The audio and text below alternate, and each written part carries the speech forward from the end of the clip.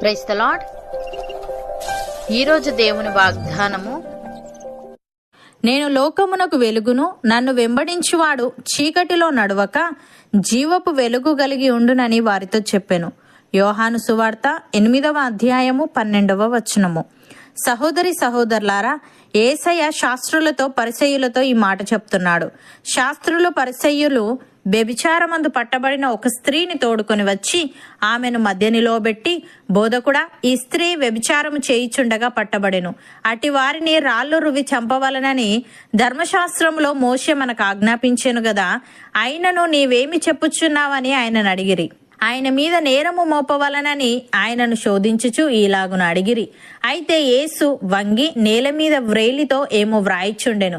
వారాయనను పట్టు వదలక అడుగుచుండగా ఆయన తల ఎత్తి చూచి, మీలో పాపము లేనివాడు మొట్టమొదట ఆమె మీద రాయి వేయవచ్చునని వారితో చెప్పి మరలా వంగి నేల మీద వ్రాయిచుండెను. వారా మాట విని పెద్దవారు మొదలుకొని చిన్నవారి వరకు ఒకని వెంట ఒకడు బయటికి వెళ్ళిరి. యేసు ఒక్కడే మిగిలెను. ఆ స్త్రీ మధ్యను నిలవబడి ఉండెను. యేసు తల ఎత్తి చూచి, అమ్మా, వారెక్కడ ఉన్నారు? ఎవరునూ నీకు శిక్ష విధింపలేదా అని అడిగినప్పుడు ఆమె, లేదు ప్రభువా అనెను. అందుకు యేసు, నేనును నీకు శిక్ష విధింపను, నీవు వెళ్ళి ఇక పాపము చేయకుమని ఆమెతో చెప్పెను. మరలా యేసు, నేను లోకమునకు వెలుగును, నన్ను వెంబడించువాడు చీకటిలో నడవక జీవపు వెలుగు కలిగి ఉండునని వారితో చెప్పెను. ప్రియులారా, వెలుగు తరచుగా సత్యం, ధర్మం మరియు శుద్ధతను సూచిస్తుంది. చీకటి పాపం, అజ్ఞానం మరియు ఆధ్యాత్మిక అంధత్వాన్ని సూచిస్తుంది. ఈ సందర్భంలో పాపం మరియు చీకటితో నిండిన లోకములో సత్యం మరియు నీతి యొక్క మూలం తానేనని యేసయ్య ప్రకటించాడు. నేను లోకమునకు వెలుగును అని యేసయ్య ప్రకటించినప్పుడు ఆయన తనను తాను అంతిమ మార్గదర్శిగా మరియు మానవాళికి ఆధ్యాత్మిక వెలుగు యొక్క మూలంగా చూపుతున్నాడు. నన్ను వెంబడించువాడు చీకటిలో నడవక జీవపు వెలుగు కలిగి ఉండునని చెప్పడంతో ఆయనను వెంబడించువారు పాపం మరియు ఆధ్యాత్మిక అంధత్వం యొక్క చీకటి నుండి విముక్తి పొందుతారని, ఆయనను వెంబడించడం అంటే ఆయన యందు నమ్మిక ఉంచి ఆయనకు విధేయత చూపడమేనని, మరియు మనం ఆయన నుండి వెనక్కు తగ్గితే జీవితంలోని అతి ప్రాముఖ్యమైన విషయాల గురించి తెలియక చీకట్లోనూ అజ్ఞానంలోనూ ఉండిపోతామని తెలియజేస్తున్నాడు. ప్రియులారా, యేసయ్య జీవితం, ఆయన క్రియలు, ఆయన మాటలు దేవుని గురించి, మనిషి గురించి, మనిషి యొక్క పాప క్షమాపణ గురించి, దేవుడు ఏం చేస్తాడో, మనిషి ఏం చేయాలో అన్నదాని గురించిన సత్యాన్ని వెల్లడి చేశాయి. ఈ వెలుగు వాస్తవమైన వాటికి, వాస్తవం కాని వాటికి, సత్యానికి అసత్యానికి ఉన్న తేడాను స్పష్టం చేసింది. ఇది పరలోకానికి మార్గం చూపుతుంది. అయితే క్రీస్తును వెంబడించే వారికే ఈ వెలుగు ఉపయోగపడుతుంది. భక్తుడు ఈ విధంగా అంటున్నాడు, చీకటిలో నుండి ఆశ్చర్యకరమైన తన వెలుగులోనికి మనలను పిలిచిన వాని గుణాతిశయములను ప్రచురము చేయు నిమిత్తము ఏర్పరచబడిన వంశమును, రాజులైన యాజక సమూహమును, పరిశుద్ధ జననమును, దేవుని సొత్తైన ప్రజలమునై ఉన్నాము. ఒకప్పుడు ప్రజగా ఉండక ఇప్పుడు దేవుని ప్రజ అయితిమి. ఒకప్పుడు కనికరింపబడక ఇప్పుడు కనికరింపబడిన వారమైతిమి.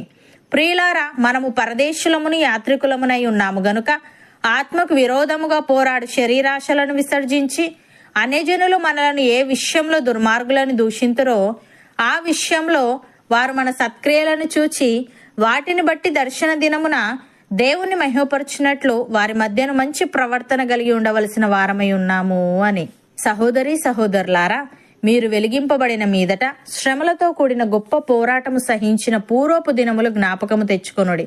ఒక విధముగా చూచితే మీరు నిందలను, బాధలను అనుభవించుట చేత 10 మందిలో ఆరడి పడితిరి. మరి ఒక విధముగా చూచితే వాటిని అనుభవించిన వారితో పాలివారలైతిరి. ఎలాగనగా మీరు ఖైదులో ఉన్నవారిని కరుణించి మీకు మరి శ్రేష్టమైనదియు స్థిరమైనదియునైన స్వాస్థ్యం ఉన్నదని ఎరిగి మీ ఆస్తి కోల్పోవుటకు సంతోషముగా ఒప్పుకొంటిరి.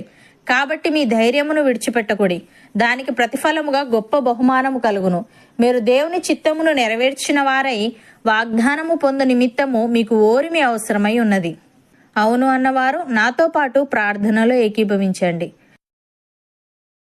పరిశుద్ధుడా, ప్రేమగల తండ్రి, జీవముగల నా యేసయ్య, నీవు లోకమునకు వెలుగు అని, నిన్ను వెంబడించువాడు చీకటిలో నడవక జీవపు వెలుగు కలిగి ఉండునని, నిన్ను వెంబడించడం అంటే నీ యందు నమ్మిక ఉంచి నీకు విధేయత చూపడమేనని నీవు తెలియజేశావు. దేవా, మేము చీకటిలో నుండి ఆశ్చర్యకరమైన నీ వెలుగులోనికి మమ్మను పిలిచిన నీ గుణాతిశయములను ప్రచురము చేయు నిమిత్తము ఏర్పరచబడిన వంశమును, రాజులైన యాజక సమూహమును, పరిశుద్ధ జననమును, నీ సొత్తైన ప్రజలమునై ఉన్నాము గనుక, ఒకప్పుడు ప్రజగా ఉండక ఇప్పుడు నీ ప్రజ అయితిమి గనుక, ఒకప్పుడు కనికరింపబడక ఇప్పుడు కనికరింపబడిన వారమైతిమి గనుక, మేము ఆత్మకు విరోధముగా పోరాడు శరీరాశలను విసర్జించి, అన్యజనులు మమ్ములను ఏ విషయంలో దుర్మార్గులను దూషింతురో ఆ విషయంలో వారు మా సత్క్రియలను చూచి వాటిని బట్టి దర్శన దినమున నిన్ను మహిమపరచునట్లు వారి మధ్యను మంచి ప్రవర్తన కలిగి ఉండుటకు సహాయము దయచేయమని, మేము వెలిగింపబడిన మీదట శ్రమలతో కూడిన గొప్ప పోరాటము సహించిన పూర్వపు దినములు జ్ఞాపకము తెచ్చుకొని మా ధైర్యమును విడిచిపెట్టక దానికి ప్రతిఫలముగా కలుగు గొప్ప బహుమానమునందు మా దృష్టి నిలుపుటకు కృపచూపమని, మేము నీ చిత్తమును నెరవేర్చిన వారమై వాగ్దానము పొందు నిమిత్తము ఓర్మి గలవారమై ఉండే భాగ్యము మాలో ప్రతి ఒక్కరికి నీ దయచేయమని యేసుక్రీస్తు నామమున ప్రార్థిస్తున్నాము తండ్రి. ఆమెన్.